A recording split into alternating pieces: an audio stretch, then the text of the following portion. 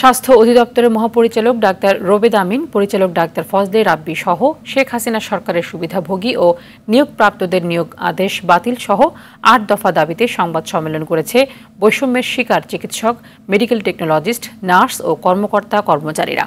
সকালে মহাখালী স্বাস্থ্য অধিদপ্তরে সংবাদ সম্মেলনে দ্রুত বাস্তবায়নযোগ্য কিছু সুপারিশও করেন তারা। এ সময় মহাপরিচালক ডাক্তার রোবেদ আমিনের অনিয়ম ও দুর্নীতির চিত্র তুলে ধরে বক্তব্য রাখেন সহকারী অধ্যাপক ডাক্তার জিয়াউল করিম, ডাক্তার মেহেদি হাসান, ডাক্তার ফারুক হোসেন, আরিফিন রঞ্জু ও আফরাফি।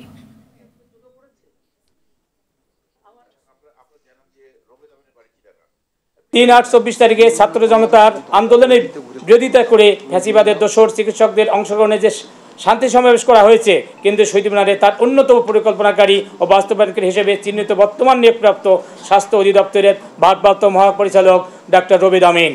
আন্দোলন সংগ্রামের যে চেতনা, যে বৈষম্য ছাত্র আবু সাইদ যে রক্ত দিয়েছিল, সেই রক্তের যে চেতনা ছিল, যে চেতনায় আজকে আমাদের বাংলাদেশের স্বাধীনতা অর্জন করছে দ্বিতীয়বারের মতো, এদের বিরোধিতাকারী অপশক্তি ফ্যাসিস্ট হাসিনার প্রেতাত্মা যারা বিভিন্ন জায়গায় পদায়িত হচ্ছে, তাদের ব্যাপারে আমাদের একটাই দাবি, অবিলম্বে তাদেরকে প্রত্যাহার করে নিতে হবে।